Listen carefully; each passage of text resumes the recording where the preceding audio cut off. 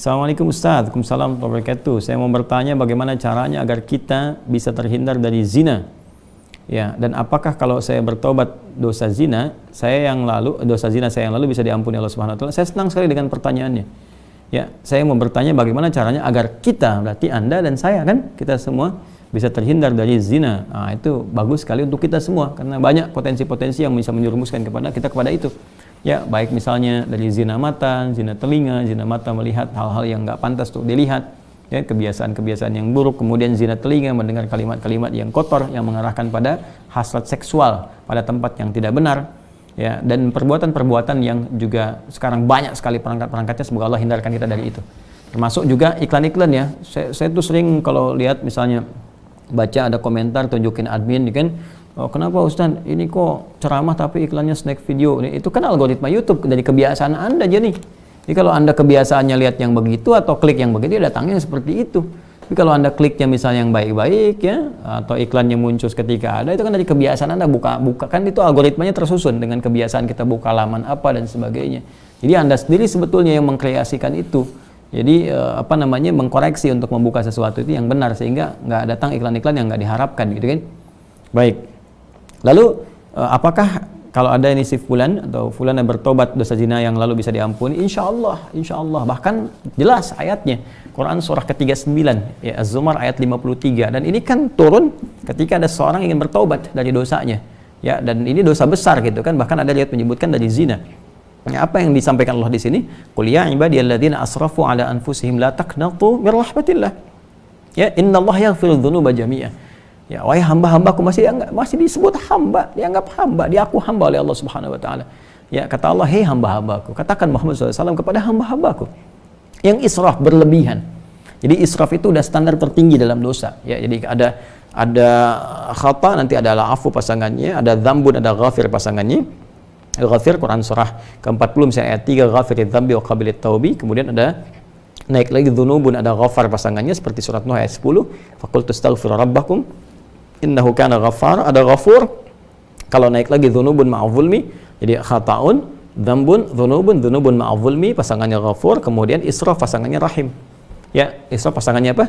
Rahim. Makanya disatukan di Al-Baqarah ayat 286 kan, Rabbana la tu'akhidna in nasina aw akhtana khata', Rabbana wa la tahmil 'alaina isran kama hamaltahu 'alal ladzina min qablina. Itu dzambun dan dzunubun ma'adh-dzulmi. Rabbana wa la tuhammilna ma la taqata lana bihi, seperti israf. Wa'fu 'anna, al-'afwu, waghfir lana, ghafir, ghaffar dan ghafur, warhamna, rahim. Nah, tingkat tertinggi ini dosa-dosa besar, seperti zina kan dosa besar. Yang membunuh dosa besar. Maka kata Allah, "Qul ya ibadiyalladzina asrafu 'ala anfusihim," hai hamba-hambaku yang pernah berbuat israf. Mungkin ada sebagian yang pernah zina, pernah membunuh, dosa-dosa besar, ya, pernah korupsi, mau tobat dan sebagainya. Masya Allah, ya, alhamdulillah dia mau tobat, mau kembali karena mungkin doa orang tuanya, doa sekitarnya, kesadaran dirinya, kan? Kemudian la taqnatu min rahmatillah, jangan putus asa dari rahmat Allah Subhanahu wa taala. Innallaha yaghfiru dzunuba jami'a. Allah akan mengampuni dosa-dosa itu seluruhnya sepanjang kamu mau tobat. Sepanjang mau tobat. Makanya Allah itu sangat menyukai orang-orang yang tobat dan berusaha kemudian kita mendekat kepada Allah. Dan Allah pun berikan jalan sampai titik terakhir dia, sampai nyawa di kerongkongan. Kan yang paling viral itu kisah Firaun kan? Ya, Firaun, Allah menerapkan keadilan, memberikan contoh kepada kita. Ini Firaun, Firaunnya, ya, yang merasa paling kuasa, hobi bunuh orang dan sebagainya, zalim dia, masih diberikan kesempatan untuk tobat dengan diberikan bimbingan dari dua nabi. Kurang apa coba Musa dengan Harun? Ya, diutus untuk Firaun. Ya, idhaba ila fir'auna innahu tagha. Datanglah kepada Firaun, dakwahi dia dengan penuh kelembutan. Dia sudah mulai menyimpang. Jadi bukan masalah kekuasaannya yang salah. Kekuasaan silahkan berkuasa, nggak ada masalah gitu kan. Cuma ketika menyimpang dari kekuasaan, ingatkan, kata Allah. Diingatkan itu karena sayang. Kalau nggak sayang dibiarin. Ya, makanya kalau ada ulama bisa mengingatkan, ustaz mengingatkan, kita yang keliru dan sebagainya, nggak usah marah. Kan? Nah, kalau kebaikan kita terima dengan cara yang baik dan mengingatkan pula dengan cara yang baik. Karena kalimat Qur'annya faqul lahu qawlan layyina, katakan dengan cara yang lembut. Ya, supaya dengan kelembutan itu la'allahu yatadzakkaru aw yakhsha. Mungkin dengan kelembutan itu dia sadar. Ya, ingat kembali bahwa keliru, dia khawatir, dia takut dengan Allah Subhanahu wa taala. Jadi Firaun pun dapat diberikan petunjuk oleh Allah dengan dua nabi, bayangkan, cuman dianya yang enggak mau. Ya, begitu nyawa ke kerongkongan baru munculkan daya tawar gitu. Itu yang jadi persoalan. Ya, jadi semua punya kesempatan untuk kembali.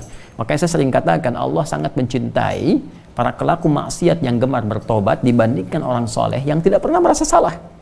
Ya, jadi saya support teman-teman saudaraku ini atau saudariku, ya kembali kepada Allah, ya, dan tutup semua, jangan diungkap kemana-mana. Kalau sudah berdosa, taubat kita kepada Allah, minta maaf kalau terkait dengan hak-hak manusia. Setelah minta maaf, berbuat lebih baik terus, dan lupakan itu semua, berbuat lebih baik sampai kita merasakan kebaikan itu nikmat dilakukan. Itu halawatul iman namanya.